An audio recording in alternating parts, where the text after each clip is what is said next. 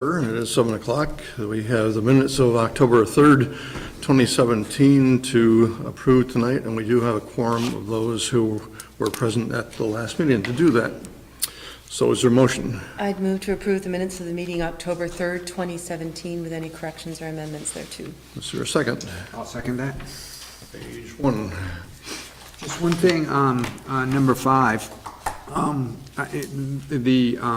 Everything there is fine. I just wonder if it should reflect that something along the lines of the select board concurred with the restriction agreement or had no objections to it.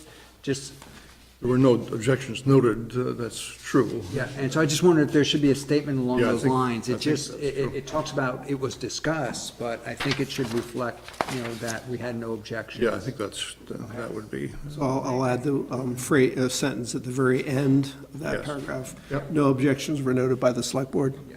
Okay. Is Kate Warner's name really Warner, not Warner? It's spelled a little bit funny. I think it's Warner. And both there and in the others present column Yeah. as well. Pretty sure it's, we have the spelling, but I can look it up. Okay. I Email do from not her. know. It's Wanner. So in both places, in others present and in under item number 5 as well. Okay. Anything else on page 1? Page 2, under number 6, the very first sentence, where it talks about the first round of interviews were held for the assistant, should be assistants to the town manager, Okay. or assistant to the manager position.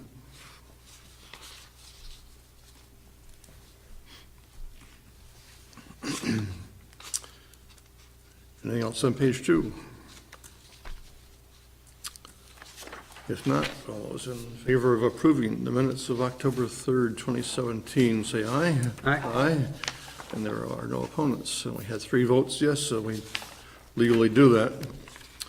This is a time on the agenda for public comment, so if there's anyone in the audience who wishes to make any comments on anything that's either on the agenda or not on the agenda, this is the time for you to do so. See, yes.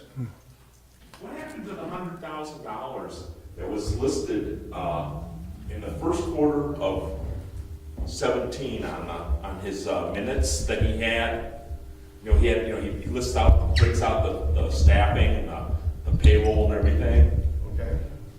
On first quarter 17, it's like $370 some thousand. And then the next quarter, same number of people, it's only 200 some thousand. I was wondering why was that one quarter's $100,000 difference? It's in the last page of his report. Quarterly report. Yeah. The recent one that came out, You're talking about the financial report or the quarterly report? The one that was on the website for tonight. The last that has the breakout, has the fire department, has the library report. quarterly report. Okay, quarterly report then. If you look at the very last page of the quarterly report. Talks about the grant records. What? The grant records is the very last page of the quarterly report. Well, no, he had a breakout by employees,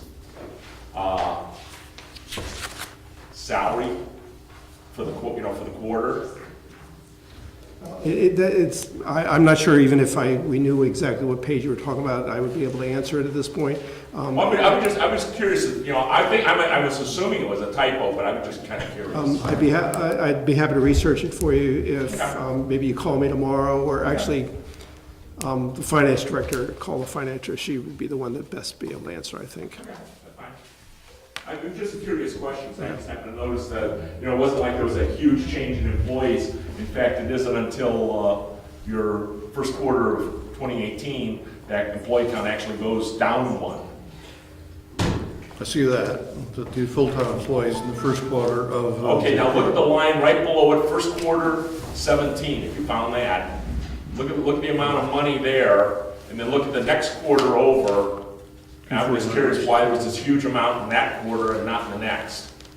Oh, that's probably summer personnel. Oh, okay. Then We have a lot of seasonal people doing summer programs and things. I like that. Any further public comment? If not, then we will go on to board applications and interviews. And so tonight we have 4 people to interview.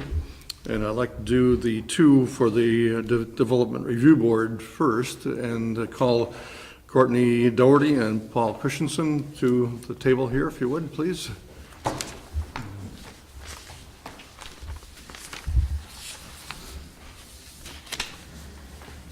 So we do have your resumes in front of us as well, and so if you would both introduce yourselves for the camera's benefit and then our viewing public and for us, although we pretty much know who you are.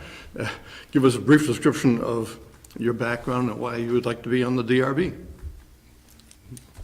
Go ahead. Oh, thank you. Well, I just applied because, now that I'm retired and I can't be on the fire department because of being on the family trust, I figured I might as well give back to the town since I've always been giving back to the town. And there seemed to be a need because apparently there was opening, so I said, fine, I'll do it. And in my experiences, basically, I spent 7 or 8 years on the volunteer department, made most of the calls. In fact, I think I was the #1 call runner for the 7 years I was there. And then I retired from the department primarily because the trust would not insure me. I couldn't be the chief trustee and be on the fire department because they thought the fire was too dangerous. And in terms of the knowledge of the area, well, I pretty much have been to most people's homes in this this town, either as an EMT or as a fireman, and so figured this is another aspect to give back. Good, thank you. My name is Courtney Doherty, and I am a Williston resident, a homeowner from about 5 years ago, with a daughter in the Williston school system. So it seems to be a good time in my life to start giving back to the community. That's been something that I've enjoyed living in for the last 5 years. My background is not with any of the Williston Development Review Board activities, but it is as an insurance accountant. So I seem to have a niche for enjoying rules and regulations and being able to dive into the details of different situations. Good, thank you. So, questions from the board? Well, my overall thank you both for your interest. I am particularly interested in you, Courtney, only because you're bringing, well, both of you for that matter, but you're bringing absolutely no experience into it, which is, to me, a really cool thing. And it gives you a chance to, a fresh set of eyes and something, so I really appreciate that. How are you going to get yourself up to speed in that world? Well, it seems to be a pretty big world. I opened up the documents and started reading the 323 pages. It was good bedtime reading. Honestly, I think, as I heard you mention earlier, it takes time. And I think observing is definitely one of the key ways to get up to speed. That and obviously doing independent research. I am pretty resourceful. I don't mind asking questions and really just kind of diving in that direction, self-directed. So I think through experience, through time. Thank you. Further questions? Answer the same question. Sure, go for it, please. I was a problem solver for over 20 years with the federal government, with Defense Intelligence Agency, National Security Agency, Central Intelligence Agency, a few other agencies. And basically, in terms of coming up to speed, in 20 years, I was lucky. I solved most of the problems that I was presented with. In fact, one of the systems I developed for our federal government, in fact, is still running today. They've tried to replace it now 3-4 times. And even with my assistants trying to replace it, they have not been able to update it, so I'm still on call to the Pentagon once in a while. Thank you very much. Further questions? My question is along the lines of, do you trying to explore, do you understand what your role will be on the DRB, the concept of interpreting the bylaws and applying them to specific applications that come in, and in particular, sometimes the conflicts that can maybe arise out of that, and by conflicts, I mean somebody who wants to do something that's maybe different than what the bylaws will allow. Maybe, for instance, an example you sometimes hear is a national company that wants to come in and use their national, I don't know what the right word is, but they're kind of like logo, their image, but yet that's in conflict with how our bylaws are written. And I just want to gain, understand how you would handle those types of situations where you're evaluating a proposal that you have questions about whether it is in compliance with the bylaws, or, maybe you've drawn the conclusion downright isn't, but you may actually disagree with your fellow board members. So I don't know if I formed that into a question. Feel free to answer however you feel best. You're looking at me, so I'm going to assume that's directed at me. Okay. It's directed at both of you. Okay. Yeah. For me personally, I feel like, there's always a balance that is needing to be struck in those situations, and the bylaws obviously are the hard, fast rules that we're looking at and using as our guidelines, but I do believe that there may be situations where it would be in our best interest to accept some of those situations if it ended up being whether they would choose to come to Williston or not. I would certainly lean heavily on members of the board that do have more experience until I've had more of those situations. But like I said, I think you do the research, you ask the right questions, and really see what the whole picture is.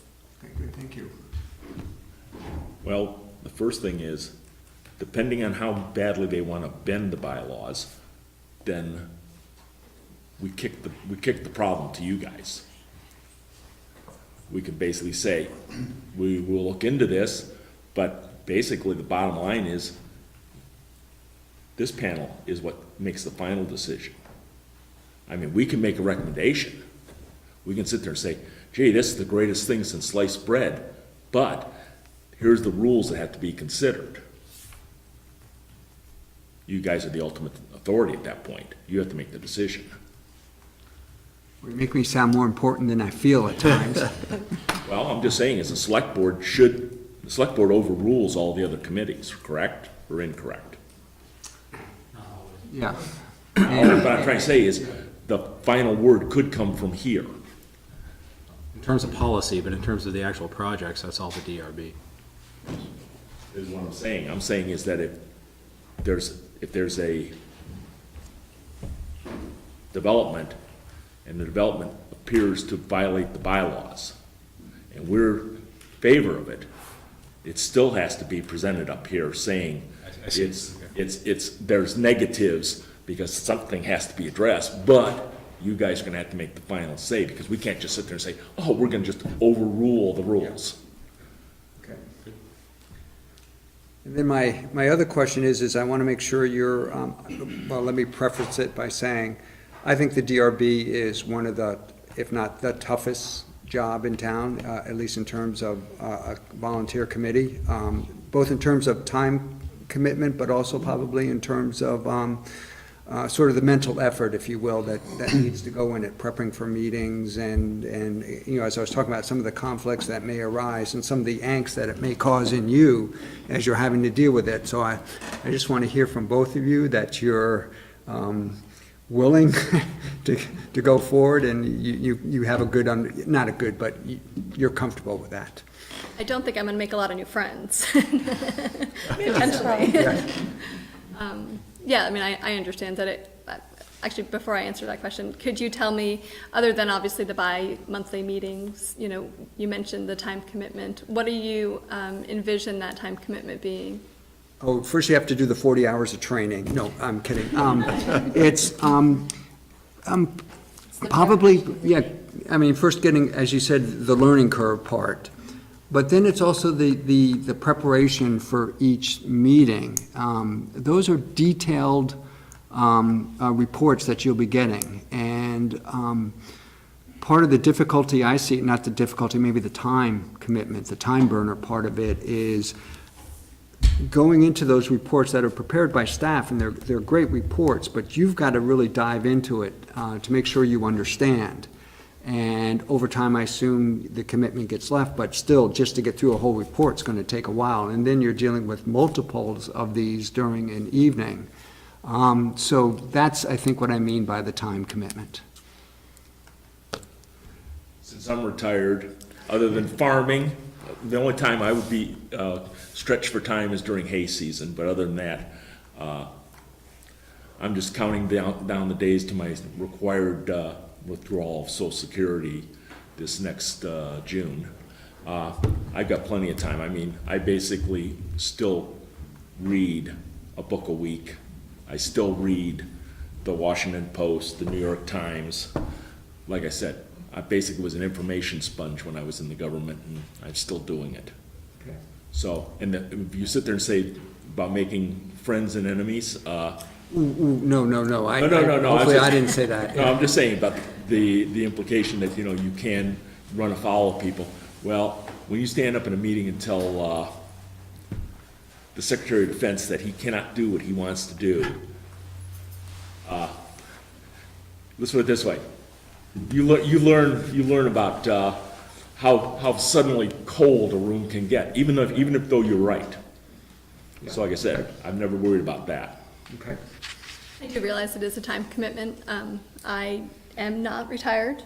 I still have quite a few years before I'm ready to take that route, but I do have good time management and don't foresee any issues with that, should we mutually agree that it's a good fit. Okay, good. Thank you, both of you. Thanks. Any further questions? Thank you very much. We expect to make a decision later on tonight, so thank you for coming in. So I'll call next then Sara Francisco, who was seeking to be a representative on the Lake Iroquois Recreation District. Welcome. Again, if you would introduce yourself and give us a brief history of your background and why you'd like to be on the Lake Iroquois board. Sure. My background is in speech language pathology special ed. I lived in Williston, though, since 2001. We built our first house in Brennan Woods. And for the past 5 years, we've lived out near Lake Iroquois, next to Lake Iroquois, on the corner of Beebe Lane. So it's practically in our backyard. And when I saw the Front Porch Forum message looking for someone for this committee, I didn't even know there was a committee. So I was intrigued, and I'm constantly volunteering for things. I have 2 kids. My daughter's at CVU, and my son is now at the middle school at Williston Central, and he has asked me to stop volunteering at the school. So this is the next best volunteer thing I can do. He said, please stop coming to my school. So I think it's perfect to do this next. Lake Iroquois is really just right next door for us. So for the past 5 years, we've been using the lake for kayaking and the beach in the summer. I run at least 2 or 3 times a week. I run around the lake, and I attempt the trails and usually get lost or trip, or it's fairly dangerous to me. So I'm not sure what this committee entails, but I'm eager. I'm assuming it includes the other towns as well. So I'm also here to learn, like, are we going out with chainsaws? Are we planning? I can not do chainsaws, but I can do other things. So you're probably aware that Lake Iroquois has a real problem with not the algae, but the milfoil. I get those emails when there's an alert, don't go in the water. And we're asked every year to try to donate some money to that cause to try to eradicate the problem. So that would be some of the things that I think you would be addressing. Actually, I want to be, there's 2 separate organizations. That's right. So That's right.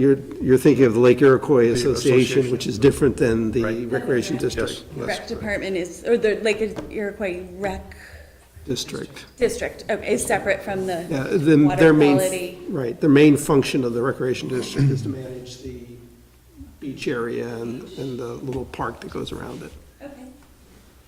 So other questions from the board?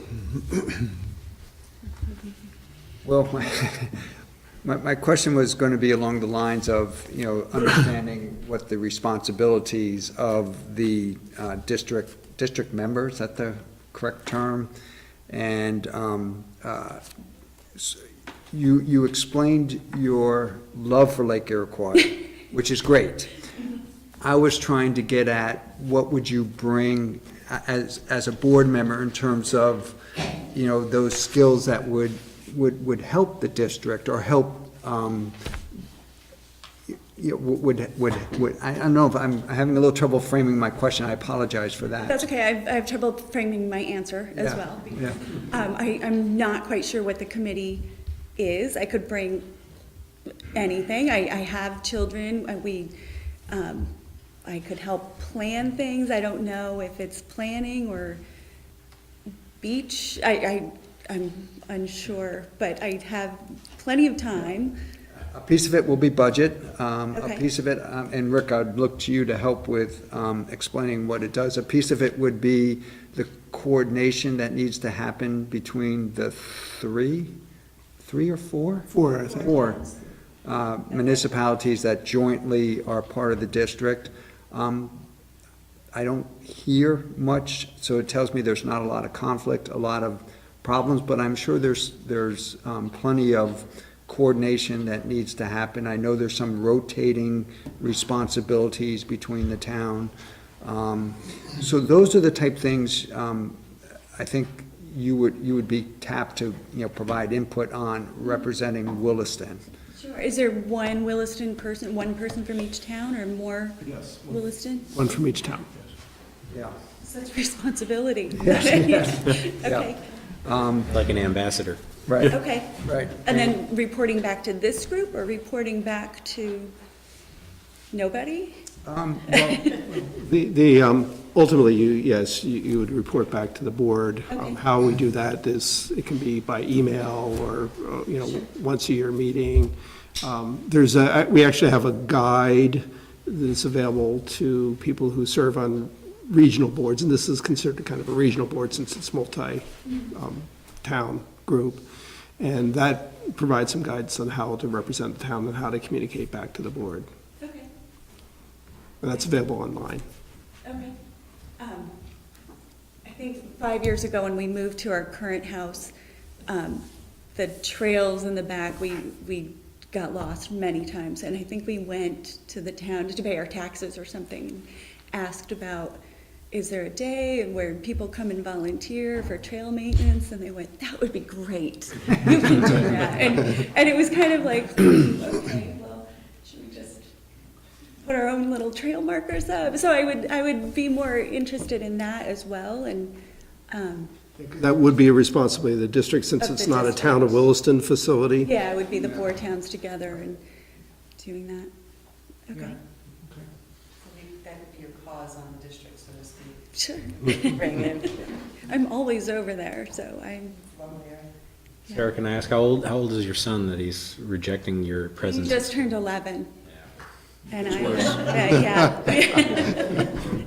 It was at the end of 4th grade last year, I used to do once a week in his class since kindergarten up until last year. And then there was a field trip and then another field trip, and the PE was doing their bicycle unit, and they said, we really need a mom to come and do bikes with these kids. And he saw me there with my bike helmet, and he just, you're done. I understand.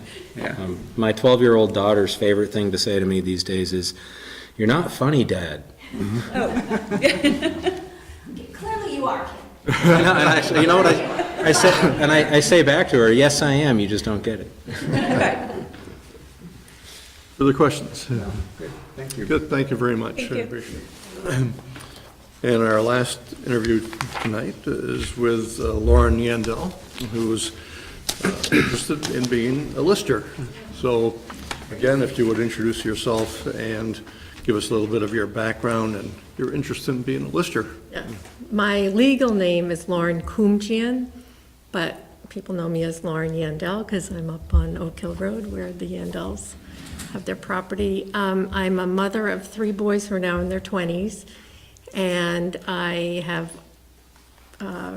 actually had more free time now because they're obviously on their own, and we've had other family issues with like elderly parents, and that's kind of all died down. So I do a lot of volunteer stuff, but I work part-time for the Census Bureau, and that was what piqued my interest in the lister board, because I work with a lot of listers in towns in Chittenden and Lamoille counties on a pretty regular basis and have for 5 years.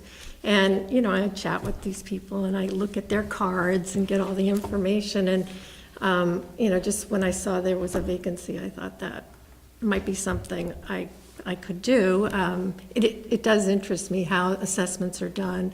I like learning how systems are developed or have been developed and how they work. So it's just, to me, very interesting. There's a lot of math involved in going from the assessments to the tax rates. And, you know, I have a big learning curve, but it interests me enough that I will do that. And I guess my other part-time job is I sub at the school. So I feel like I'm kind of connected to the community, and this is just one more way to be connected. And I think my family would like me to be doing it, so I'm not just hanging out at home. No, so, yeah, I don't know if that's enough information, or? Probably have some questions for you. The question from the board. Well, remember how I said the DRB is probably the toughest job in town? Well, the listers is probably the next.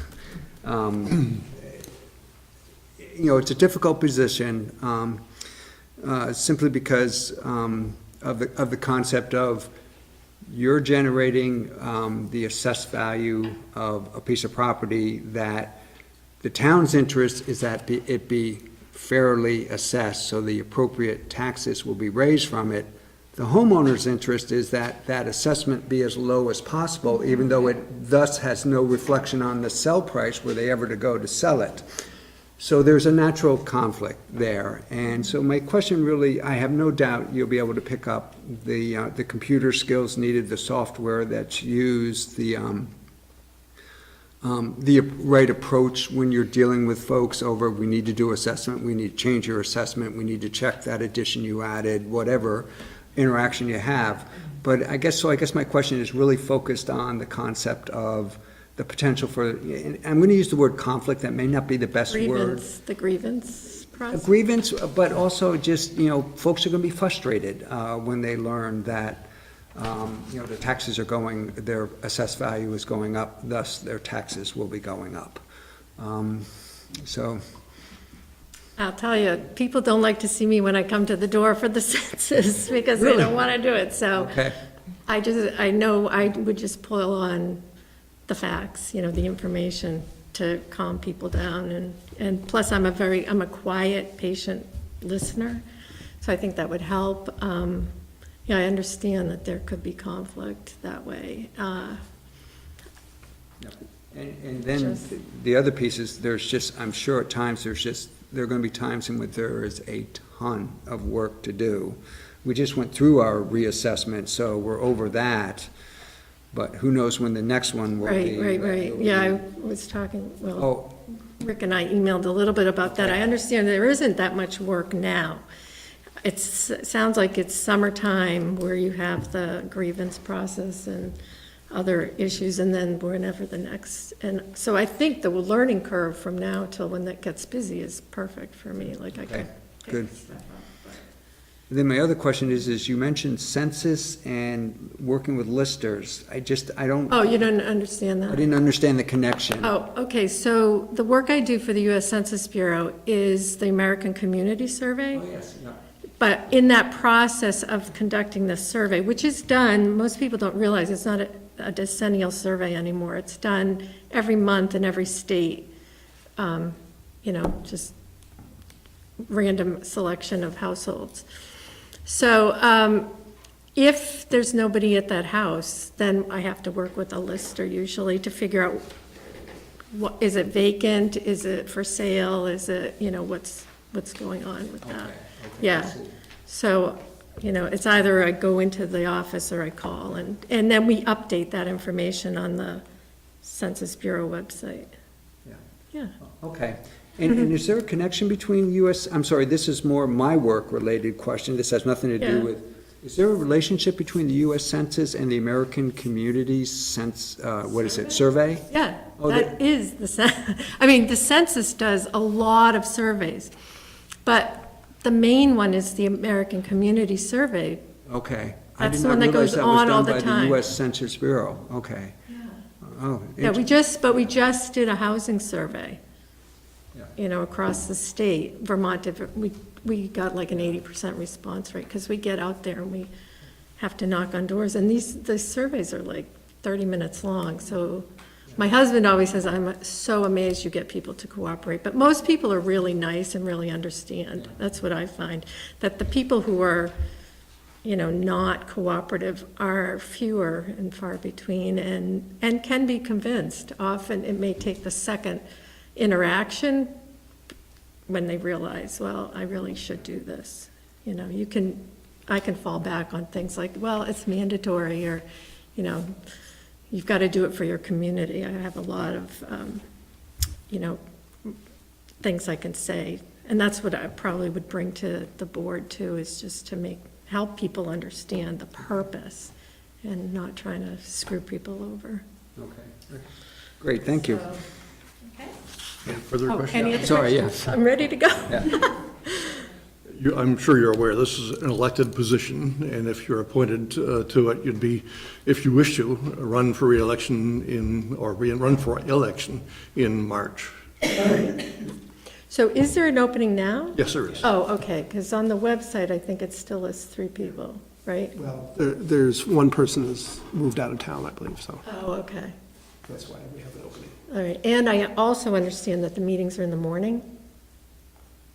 No, not necessarily. Oh, okay. I don't know. Whenever they can get all three of them together, they Okay. coordinate the schedules themselves. But is like Dick Ransom and Deb, do they come to the meetings? So They, staff does usually, yes, supports the listers, and Dick Ransom is another, Bill Hinman is the, hired, right. Okay, so it needs to fit with their schedule too. Okay. sometimes they'll do late afternoon, early evening, whatever fits the lister's schedule as well. I don't want it late, that's all. Thank you very much. Okay. So we're at the point where appointments are in order. I'd ask you to hold off on the lister appointment until last, because we do have 2 candidates for that position. The others have sort of eliminated themselves or from a couple of positions that they wish to, or that they applied for. So we're down, I think, to 8 people, 8 for 8 positions at this point, and holding off the listers until the last.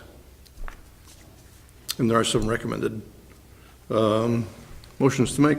Can I do them as one big group? You may do that. I'd move to appoint Kaylin McKee as the town's alternate representative on the Chittenden Solid Waste District's Board of Commissioners for a term ending June 30th, 2019. I'd move to appoint Courtney Doherty to the Development Review Board for a term ending June 30th, 2020. Move to appoint Paul Christensen to the Development Review Board for a term ending June 30th, 2019. Move to appoint James Thornton to the Historic and Architectural Advisory Committee for a term ending June 30th, 2019.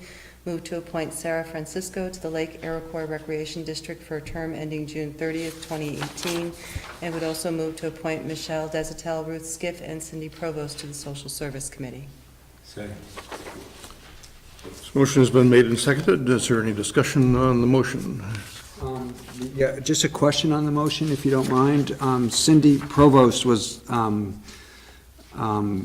She was interested in both listers and social services. We do have essentially no number of people that could serve on the social service committee. I guess my question was going to be along the lines of, we could appoint her to the social service Scholarship Committee as well as a lister. Yes.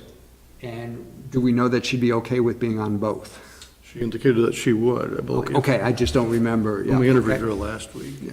Okay, I didn't know if it was an either or both. No, I don't remember. my recollection was no, that was not either or. It was not one or the other. Okay. Any further discussion on the motion? Hearing none, all those in favor of the motion say aye. Aye. Any opposed? No abstentions? And then we have the opportunity to appoint a person to the listers, and that comes down to either Cindy Provost or Lauren Yin Dell. Any, Cindy Provost interviewed last week. pardon me? Was Cindy Provost interviewed? Yes, she was. We do have her application. Hang on a sec. And she, the small business owner, does property management, homeowner, and in town. And I think as she told us, she'd been in town for, I think, 5 or 6 years. Since 2001, my notes indicate. 2001? Yep. I really liked Cindy, and I don't know, something struck me about her attitude. I wrote in I take these cryptic notes, and here, I'll just read it to you, so you'll see how cryptic they are. It says, JF's opinion, plus, meaning, good thing, for the lister position. Something about her really struck me. But, and sorry, there's a but here. Lauren, I think, well, I'll just be blunt, sorry. Lauren interviewed very well and I think is a stronger candidate. Any further comments, or is there a motion to be made?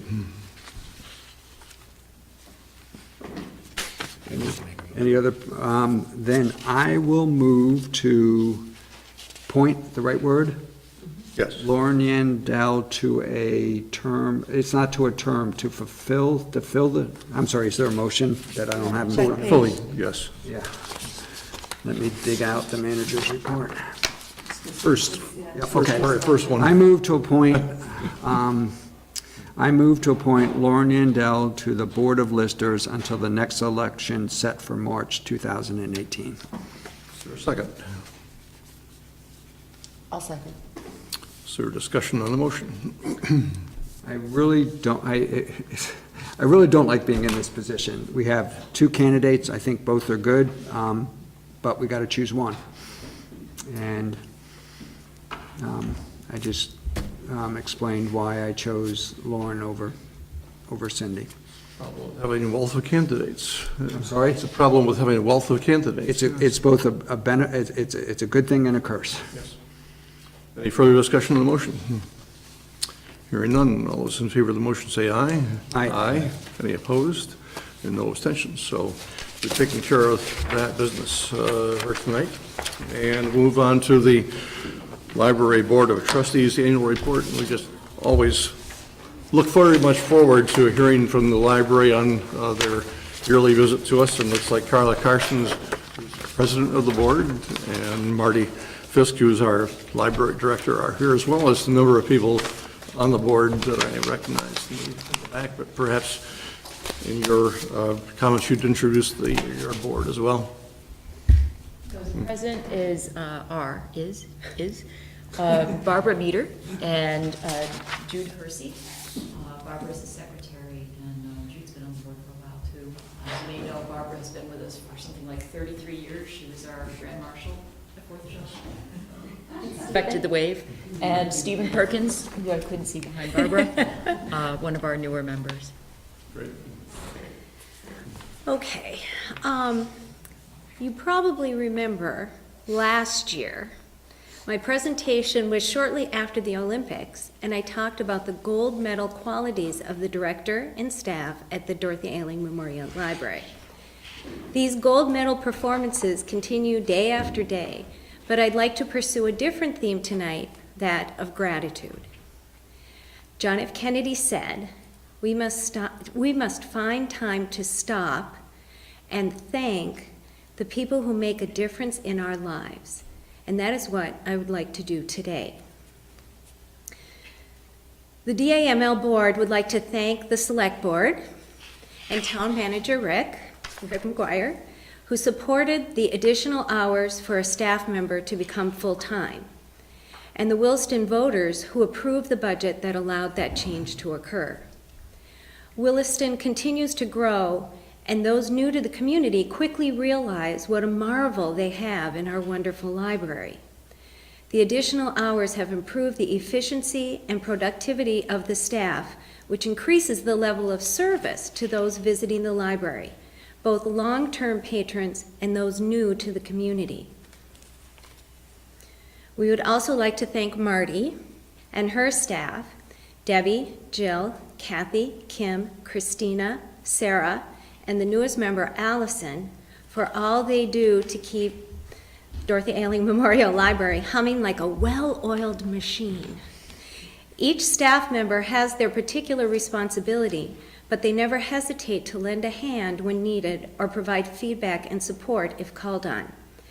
You sense the competence, collegiality, and warmth of the staff as soon as you walk in the door and are pleasantly greeted by whoever is working at the front desk, standing ready to answer a reference question, collect returned books, or provide directions for Wi-Fi access.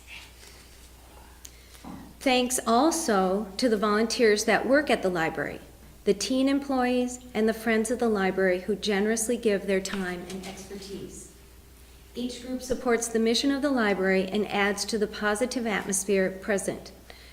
The 4th of July book sale, sponsored by the Friends, provides additional financial support for special programs and helps point a spotlight on the wonderful work done at the library.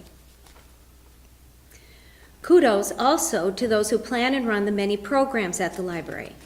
The Tuesday afternoon programs for the school children continue to be a big hit, and the Eclipse Party was a once or twice in a lifetime experience.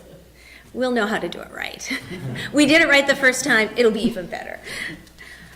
The Peace Project, the Daniel Webster Program, income tax assistance, the summer reading program, current events, and parenting advice enable the Williston community to come together in many different ways. Finally, 3 cheers and a huge thank you to the Williston community itself. In an age of increased technology use and immediacy, you take time to slow down, be present, and enjoy all the library has to offer. Your feedback and ideas keep our library current, fun, and relevant. Your support and patronage show the love you have for the Dorothy Ailing Memorial Library. As we look to the future, we hope to respond to the faith you have in us by continuing to be the very best library we can be, to return your trust and affection many times over. Gracias, merci, danke, asante, thank you. Thank you very much. So, does the board have some questions for Marty. for Marty? I have one later on. Point this right here. Had the opportunity to look at the quarterly report and really impressed by the numbers that almost all categories have gone up. There was one question I had regarding a problem that I read about in the quarterly report, and that's the residents' request to remove 7 days newspaper. And it looked like you were having a meeting last night to resolve the issue. And was it resolved, and if so, how? Yes. The board voted to not change how we allow people to access the paper within the library. A note is being drafted at this point to notify the challenger and to explain the reasons why that was chosen.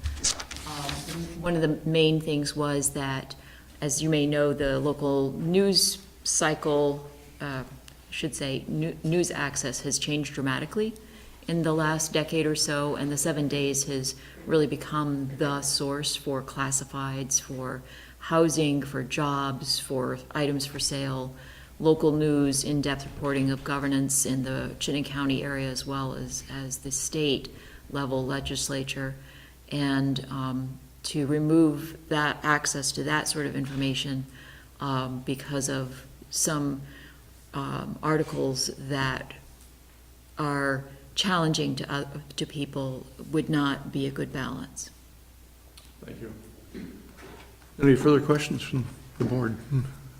Marty, it's my classic question, and it is, budget season is approaching way too quickly. And so what can we expect?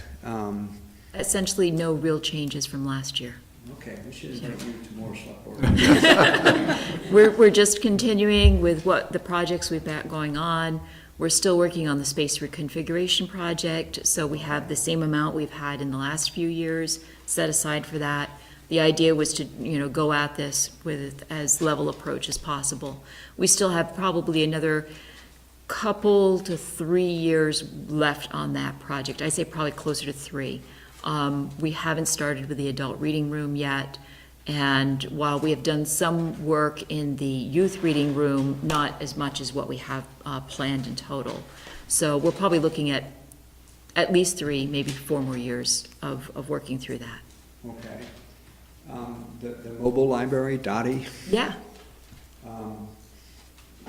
just, how's it going? It's going really well. We had a really nice turnout for the hour and a half or 2 hours or so of the Chowder Challenge, getting people signed up for library cards, getting materials out, giving people a chance to look through it. So that was really nice. The visits have started back up again as of this month to the daycares. We're working on shifting schedules so that we can best meet the needs of the teachers in those preschools. Every year they have to do this sort of reshuffle with all of the different outside organizations, and so sometimes it happens that only so-and-so can come to our usual time, and so we have to shift our time. That's working out really well. We're doing a lot of classroom support. A lot of, probably 3 out of the 4 different daycares that we visit do preschool teaching. It's not just childcare, so we're pulling in extra support materials for their curriculums, purchase materials that are going to stay on the bookmobile, specifically that can be used year after year in these sorts of school education programs. Interesting. So how do you coordinate that? How do you know what is needed? What, for instance, a preschool might be looking for? It's all being done by Sarah Hibbler, who is our youth services assistant. She's part-time, and she has at least 3 hours a week dedicated to just the preschools and their bookmobile service. So she spends time with them by email, by telephone, making arrangements to see what it is that they need for the next visit, talking to them about what they have as ongoing projects, or if there's some special project that they need support on. Okay, cool, thank you. Further questions? We really appreciate the work of the board and all of your staff as well. It's a first-class library, no question about it. So thank you very much for being here tonight. Yeah. Thanks.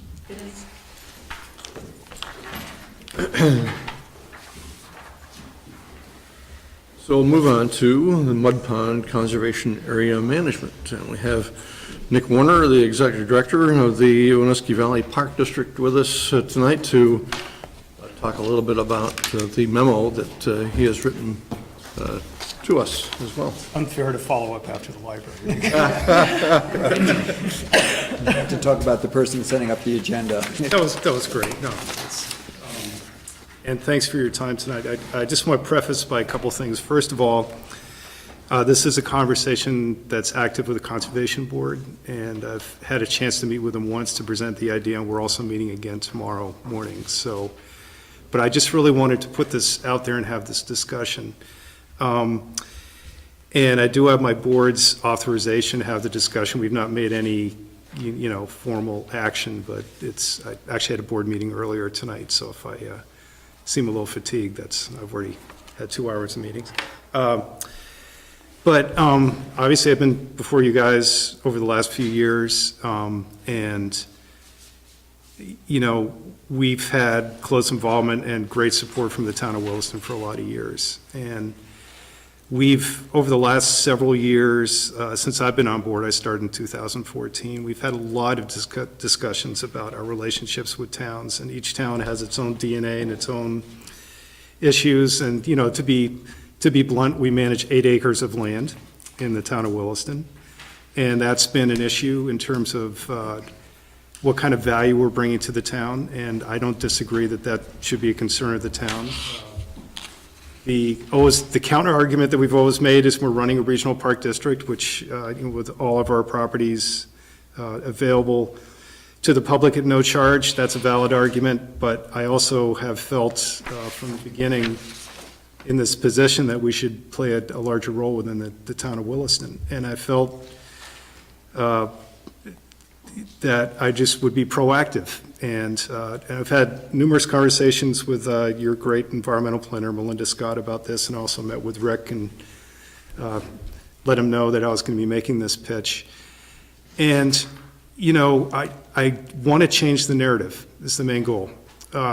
We serve you guys. And currently, I think you have this spectacular collection of properties that the town has accumulated over time. And as Jeff knows, I actually staffed the Conservation Board when you served on it back in the mid-90s and was around helping to work with the McKays on the donation of an easement to get, you know, 5 Tree Hill up and going. And there's been a lot of history with us working with you to develop parks, including some very recent history with Allen Brook and Mud Pond. So my first goal with the town was to really build a relationship and begin to understand the story behind the story behind the story. And there's a number of things. I think, first of all, the town very rightly wants to have control over its assets. And I had a very interesting conversation with Mike Harris when he was on his way out from Conservation Board. And he was on the board back when Jeff was there. And his big issue is we want to make sure we control our assets. We want to make sure that if we need to slice and dice to accommodate to development, or if we need to put an easement across a property, or if we need to have flexibility in management, that if we pass the keys to an entity like the Park District, that we're going to lose that control. I got that. There's also concerns, I think Rick and I have had some great discussions about how we're funded in our funding formula, which takes population and equalized grand list and does a calculation based on that to allocate costs across towns. I understand that. My board has really wrestled with looking at alternatives around that, and I plan to come back to this board to have another discussion about that. But as my approach to these things is, if I landed on Earth yesterday and I looked at this situation, what would I think? And my thought was, we just don't manage a park in the town of Williston that is completely within its borders, that is substantial, that is visible, that we can bring value to the town of Williston. So I approached Melinda and I said, you know, I look at the parks that you have under management and ownership, and the reason I wanted to pitch Mud Pond, and there's a caveat to that too, was it's high value from a conservation standpoint. There's zero chance of it ever going to development. It's very fragile ecologically, has significant public access opportunities, educational opportunities, and it's got a parking problem that's associated with the country park. And so I felt, okay, if we came in and worked with you on that parcel, we could invest capital and time into solving the parking problem. We could do a good job of managing the park. We could market it. We could do educational programs, all the values that we bring to our other assets. And, you know, Melinda didn't think it was a bad idea. To be clear, I'm not asking her to support or not support it. Subsequent to that conversation, just a couple days ago, she mentioned the Jacob parcel. So I'm going to amend this entire conversation to say that that's also a parcel that potentially the Park District could work with the town on. And I know it's on the agenda tonight, and you guys don't own it yet. But she, you know, made the point that, and this is actually a point that Gary Hawley made during Conservation Board, is that could be a soup to nuts conversion of a parcel that is not developed as a park, where we could come in and use our resources, knowledge, and abilities to bring it to bear as being a public resource. Now, ownership is an issue for us, but you need to understand is I obsess over these things. So I've been through all the paperwork for every park we own. We have reversionary clauses of some kind in every single park that we own.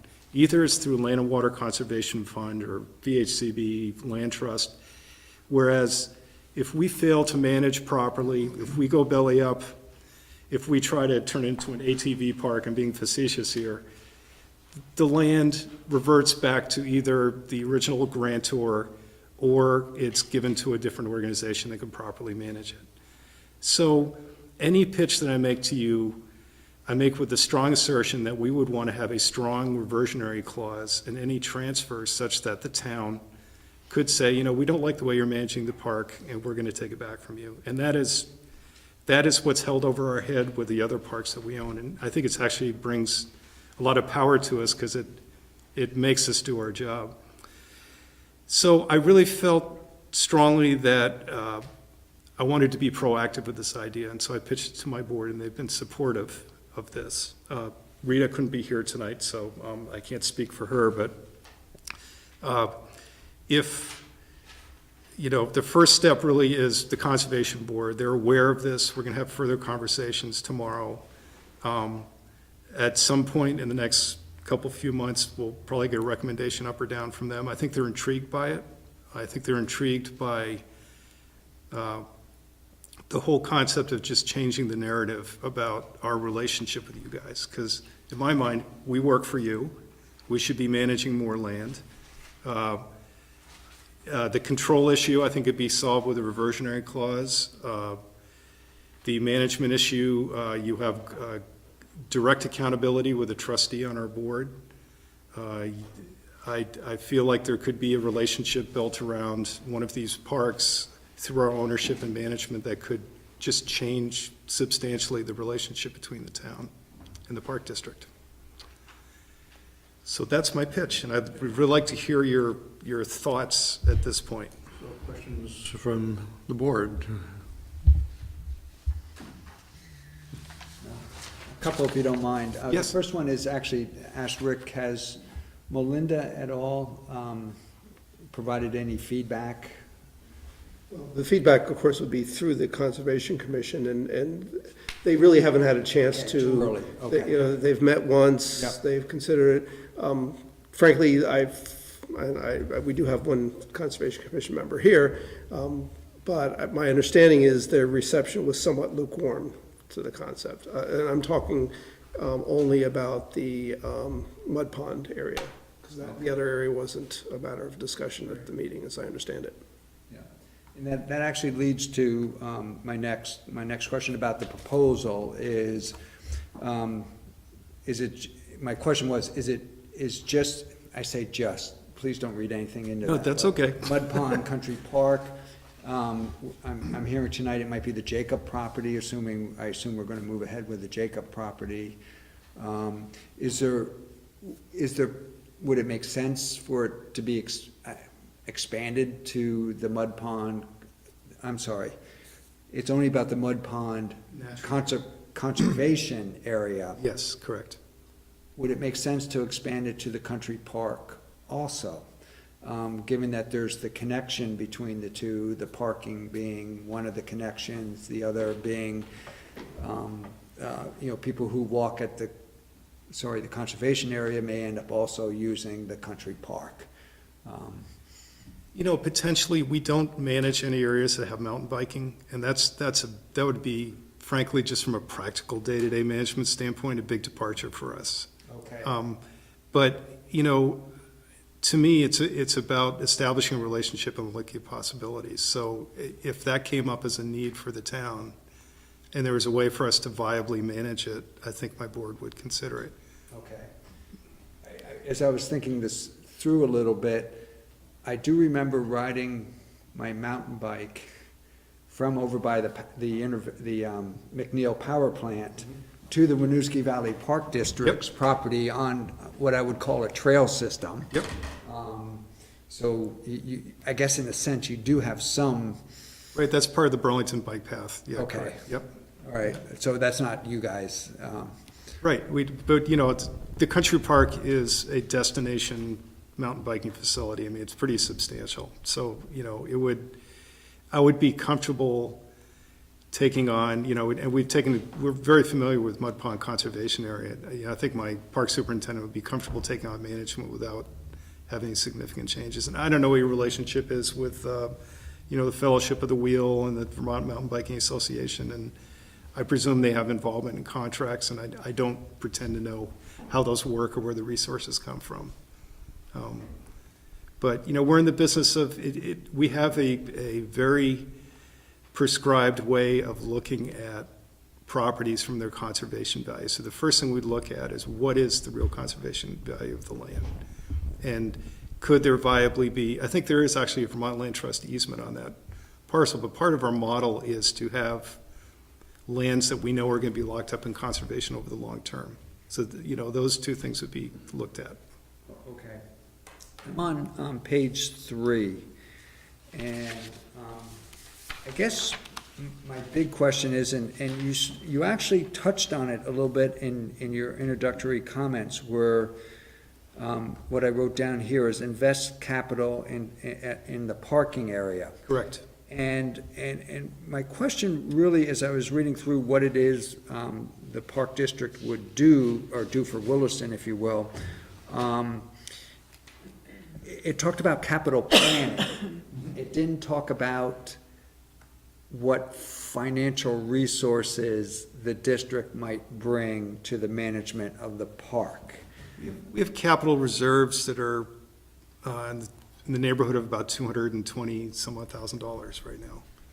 And what I pitched to Melinda is, and you know, we had conversations about Brownell Mountain and other parks in the past. What I pitched to Melinda is, you know, we could work together on this and leverage our funding against potential grant funding and potential town funding. It would be really taking advantage of us in a good way. I mean, we are insured under the same entity as the town. We're municipalities, so the ability to enter into memorandum of agreement and those kinds of relationships is really easy for us. Okay. So that we would literally, you know, be interested in, but you know, if we took this on, I think we would want to have some kind of MOA up front that's saying that the park district shall do A, B, and C. And one of those things I would propose, and I told my board about this, is that we would invest a specific amount of capital into the parking and help solve the problem for both parks, a shared parking area. Yeah, okay. And then the other thing I had a question about was, it's under bullet number 3, develop a long-range management plan for the park. Yep. And my first thought is, I'm pretty sure we've already done it. Doesn't mean it shouldn't be updated or something, We but. have one for the country park, but there is not one for the conservation area. Interesting, Yeah, okay. and, yeah, I've looked through this stuff pretty carefully. It's under LWCF, so it does have some level of protection. But what we would do is a deeper dive in terms of doing a natural resource survey and, you know, of the flora and fauna and how best to manage, you know, invasive management. Do there need to be changes to the trails, so on and so forth. So we do a pretty deep dive. Yeah, okay. Management planning. And that would include things like maintenance of the boardwalks that are. Correct. Are there. Yep. Yep. And what have you. Okay. And I guess, I mean, I think that's kind of it for questions. I think what I'd like to do is tell you sort of my sort of opinion, or what this is maybe hinging on, is what I don't know yet is what is it that this agreement would, how would Williston benefit from it versus what it is staff is already able to do, whether it be the Conservation Commission or the Conservation Commission with Melinda. If it starts to be, if it's where we get an enhanced management of the conservation area, and maybe even things like increased use of it for whatever conservation goals end up coming out of maybe that management plan now, which I hope includes folks understanding how I don't know if I remember correctly, Mud Pond is a bog? Yeah, it's an astonishing place, actually. You know, so that. It's a peat bog, yes. Yeah, thank you. Yeah, yep. You know, sort of things along, then you start to pique my interest. If it's really replacing something the town is already doing and it isn't really gonna bring us that much benefit, then, you know, I'm really starting to lose interest, which I hope makes sense. So I don't know if that's at all something you can talk about tonight or something we more have to figure out. Well, I think with you're Melinda. hitting right at the cusp of it, which is, we have an existing relationship. You are a member in the district, which I feel you've not been able to take full advantage of by actually having our services within your town at a more extensive level. It's the business we're in, so it's what we do. We build and maintain trails, and we have a, you know, very bright line around that. So it's, you know, we're not holding easements on other properties. We're not managing playgrounds or ball fields. So, and we get efficiencies through how we operate because we have all the member towns. We have a full-time staff of 3 doing work that I frankly should be done by more people. And we're able to use those things, our presence and our brand to attract a lot of volunteer labor to help us out and to attract grant capital. And we're not a membership organization, so we don't compete with our partners, which include Vermont Audubon and Nature Conservancy and VLT and so forth. So you get, if I'm looking at it from your perspective, there's 2 ways you can look at it. You can say, well, the Park District is, you know, throwing a Hail Mary in a you know, a little bit of a political situation here. That's one end. The way I look at it is, it's more you guys telling us you should be taking more responsibility for doing what you do best. I don't think you lose any control because the combination of the reversionary clause and having a trustee in our board really gives you direct control over us and over the property. So if we fail to do what we're supposed to do, you can tell us to take a hike and take the property back. We can't, however, invest time and money into properties that we don't have site control over, because in fairness to the whole system, that creates problems elsewhere. So I tried to walk a mile in your shoes in this situation. I thought, okay, well, either this relationship is going to fall apart, potentially, or we can enhance it by us doing what we do best. And I would argue respectfully that Melinda could use a hell of a lot more resources to maintain her land. And she told me straight out, I'd love to have more help. I need people to help me maintain my trails, build new trails. You've got this spectacular, really unique, early adopted open space plan. You created this huge inventory of land, so you're about to take on a new property and Catamount, potentially. And you already have a relationship with us. You're already financially supporting us. It's what we do. I looked at that situation. I thought I should just go tell them, if you give us one of these parks, you can take it back if you don't like our work. We're going to do a great job maintaining it. You can talk to the other towns in our district and how we work. And it'll be, the reason I chose Mud Pond is not because that's the only park that could work, because that seemed to be the most ecologically sensitive and the one that has parking issues that we can invest capital in.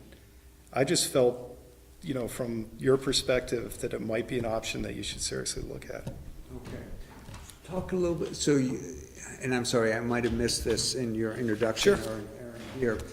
So the district would actually take over ownership of the land? Yes. Okay. Where the town owns it right now, but there's an easement on it. It's land, I don't know how that works, Rick. It's Land and Water Conservation Fund. Is that a warranty deed? It's some kind of a legal impression on the deed of the land that it has to stay in public outdoor recreation in perpetuity, unless you transfer that value to a different property, which just about never happens. So no agriculture, no ball fields, no housing, no town buildings, unless it supports, you can put a shed in that can support the trail system or something. It's a very common thing. You know, the next level would be a third-party easement like a Vermont Land Trust or VHCB coming in and writing a specific conservation easement, which frankly I would recommend for Mud Pond at some point as being a good, you know, because that's really in perpetuity, and it also it positions you better to get grant monies.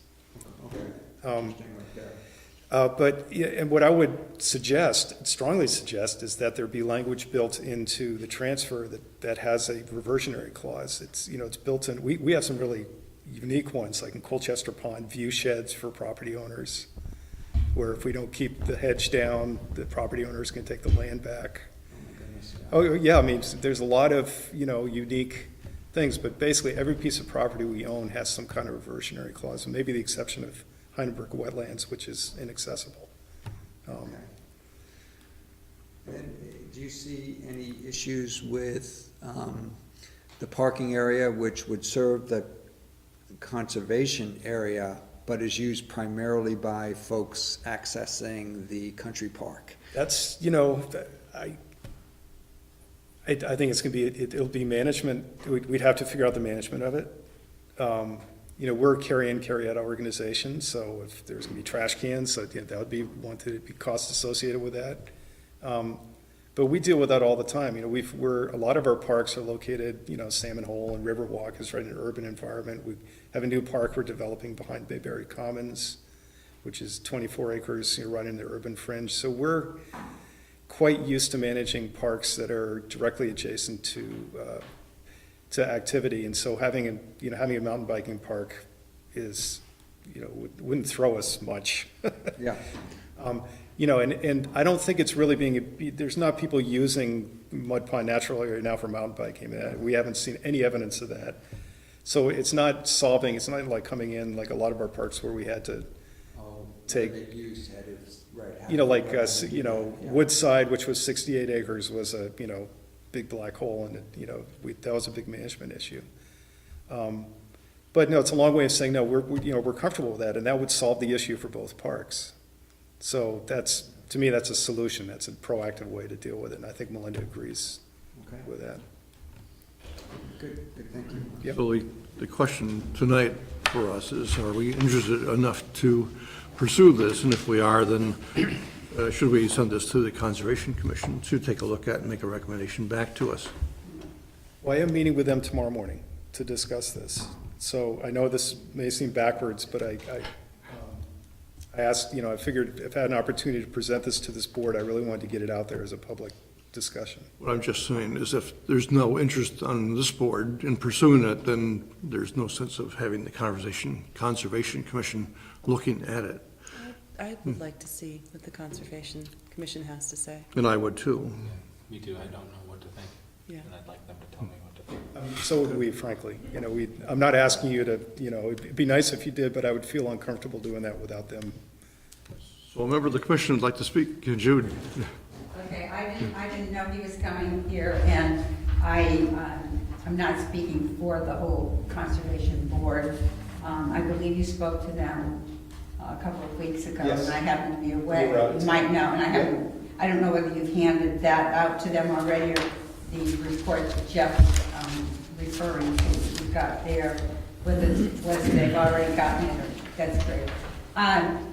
One of the discussions that we had, I believe it was the week before you did come, we've had interns for the last couple of summers.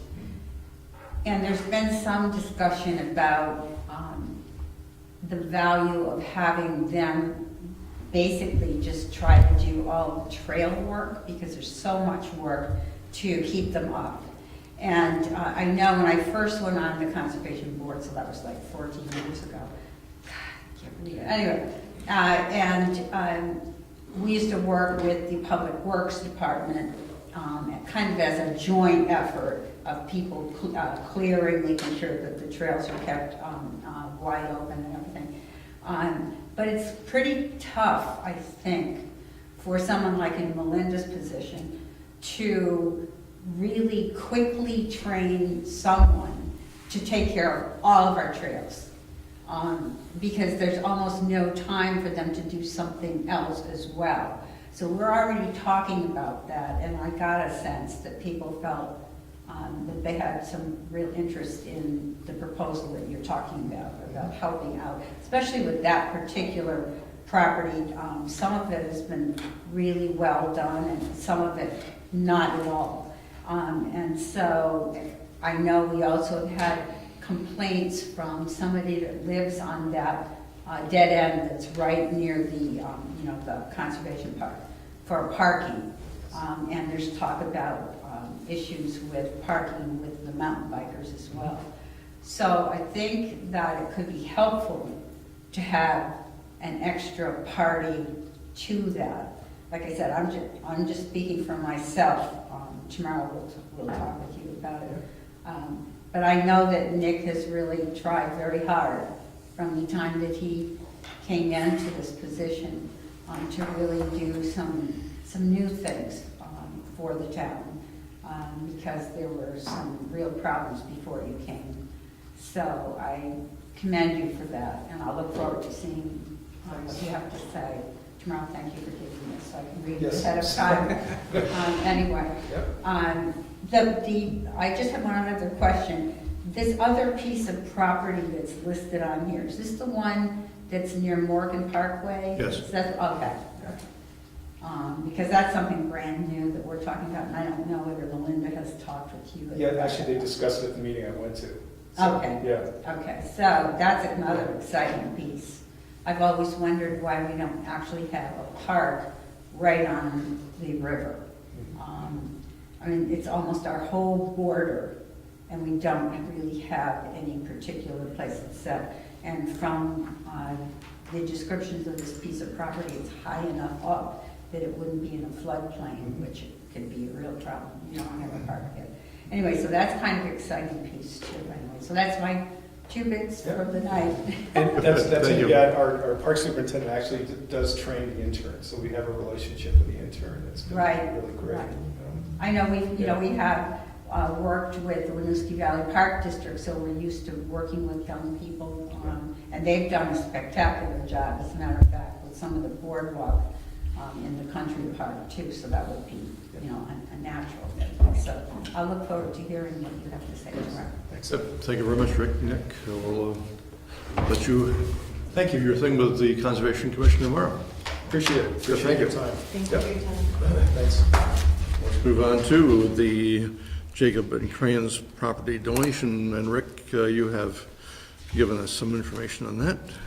Yes, so what you have before you is a purchase and sales agreement for the total value of $1.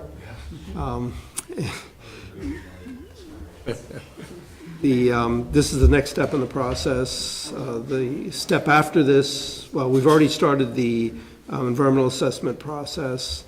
We've hired a firm to do that, and the title search work will take some time, so we're probably looking at a closing hopefully in early December, if all goes well.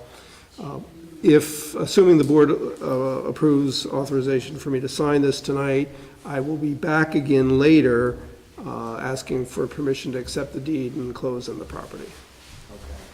But that'll be after I have the results of the environmental assessment and title search. Any questions for Rick on that? There's a motion proposed. I move to authorize the town manager to sign the proposed purchase and sale agreement with Peter Jacobs and Lloyd Kranz for the purchase of about 29 acres of land for the price of $1. Second. Motion made and seconded. Is there discussion on the motion? Hearing none, all those in favor of the motion say aye. Aye. Any opposed? No abstentions? We're on to the manager's report. All right, so there's a couple items I want to touch on. The first, I really don't have much to say about it. We have our financial statements. We're 25% through the year, and so far everything looks to be in order. We're continuing to run behind in certain line items, the one being the police department.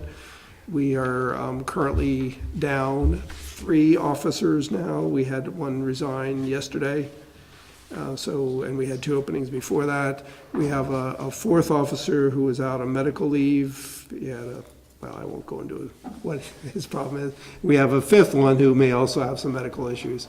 In a department the size of ours, which is 16, 17 certified full-time officers, when you lose 4 or 5, you're hurting. And our new chief, that's going to be high in his priority to try to recruit new people and get those positions filled. In the meantime, he's going to have a short-term issue of just making sure we're covered. In addition to all that, of course, we're also short a dispatcher. We had a dispatcher resign a few weeks back, and so we only have one. We're 50% down on the dispatcher position. So the chief's got his hands full right now. And other than that, I really don't have any other comments on the financial report. It's kind of still early in the year, and as I said, there's nothing that really sticks out other than being under budget in the police department, which we have been in for the past several years. Any questions on the financial report? Quarterly report I distributed. There are, I think, a few errors in some of the service indicator numbers. Terry pointed out a couple. I'll have to review it. I had some technical issues that, well, made it difficult for me to put all the report together, and I got the technical issues resolved, but it didn't give me chance to check all the numbers, so I can only do so much. And speaking of which, help is on the way, presumably. We are doing the final interviews for the assistant's position tomorrow. So hopefully after tomorrow or perhaps later this week, one individual would be identified as the top candidate, and the process will begin to negotiate a pay rate and then do a background check and check references and all that stuff. So we will be working on that. Next week, I will be out of the state for the entire week. I will be, part of that week, I will be at a conference, the International City County Management Association National Conference, actually International Conference, is being held in San Antonio, Texas. I've been there before, so I'm not that thrilled about the location, but I'm going to take a few days vacation at the tail end of that and go up and visit Austin, Texas. So I am looking forward to seeing Austin. I will provide a written report to the select board about the first part of that. I won't be necessarily providing a written report on the second part, but if you want to know, I can certainly fill you in on the details. Let's see. I think you are leaving us wondering here. I will, of course, be available by phone the whole time and be checking emails during the first part of the week, but not the second part of the week. Let's see, what else do I have? One final comment actually is on the financial report. We are, this is something we've actually been working on for several years, and this year we're beginning to start to implement it, but we're actually keeping track of the exact time that our public works crew is spending on doing stormwater stuff. We had the software for a year or so, and it's complicated software, but the crew and Bruce are working on it and gradually expanding. It has tremendous capability, so we were kind of gradually growing into it. And this is the next step in the process. So instead of an estimate of some sort of percentage of the work crew, eventually we'll have a hard number. I would say, as we're preparing our budget for next year, we still won't have firm numbers. Even if we have firm numbers, it's still going to be an estimate. But it'll, as time passes, we'll get better and better information, and it'll be based on prior experience rather than just a rough guess. That will cover the public works crew. It won't cover all of the work. In other words, my time, Jennifer's time, those are harder to apportion, and I think we'll base it more on the total value of the budget, which seems like a reasonable number, rather than actual time spent on the functions. And the same would be, at least on that part of it, the same is true for the water fund and the sewer fund. And I think that's One other thing, we just received notice on our health insurance for next year. And we're looking at a huge increase potentially. Well, I would say most definitely. It's more than 10%. I don't know the exact percentage. The actual rate increase is 10%, but on top of that, they've increased the deductible. And we just got this information, which is like at the 11th hour, because the renewals are January 1st, but between now and January 1st, it really doesn't give us time, because if any changes that affect employees, we have to negotiate those, and there's lots of things that have to happen, so, and then you have to have it ready and in place, and we just don't have time to get all that done before January 1st, so we're kind of stuck with trying to figure out how to make this plan work, and obviously we're going to be looking at various options for next year, because this is just not acceptable. But maybe that's the new norm, I don't know. The health insurance in this country is suffering from lots of Would you like my issues. story of what happened when I was in North Carolina? When I cut myself? That was a $2,000 non-deductible expenditure in the emergency room because the health insurance is so bad. It was unbelievable. So I appreciate your story, and I'm saddened for you. It's awful.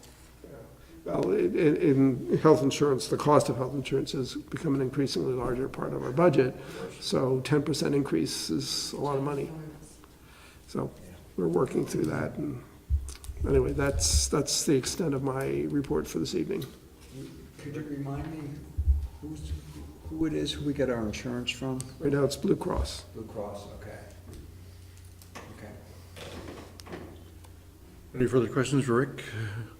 If not, then we have other business. We have 2 catering permits and a special events permit. Do the special event permit first. This is actually one of a series that have already been approved by the Select Board involving Gardner Supply. This is an event scheduled for November 18th, which is a Saturday, and as I said, it'll be held at Gardner Supply. It's a special event, and the name of the licensee is Switchback Beer Works, otherwise known as Switchback Brewing Company. And staff has no objections. Held during the day, I presume? Yes, in the afternoon. Any questions for Rick on that? Need a motion, perhaps? Second. Motion made and seconded to approve. Is there any discussion on the motion? Hearing none, all those in favor of the motion say aye. Aye. Aye. Any opposed? All right. Next one is a catering permit. And this is for an event scheduled for Sunday, October 28th. And the location is the Masonic Hall, which is on Merchants Row. I assume everyone knows what that is. The licensee, the caterer is, their name is 802 Cocktails. And staff has no objections.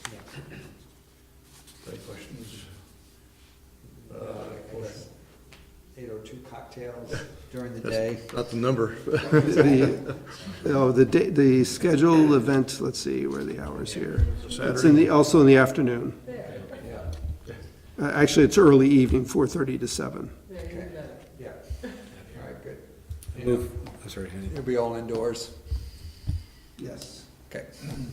move we approve the permit. I'll second. Motion made and seconded. Is there any discussion? All those in favor say aye. Aye. Any opposed?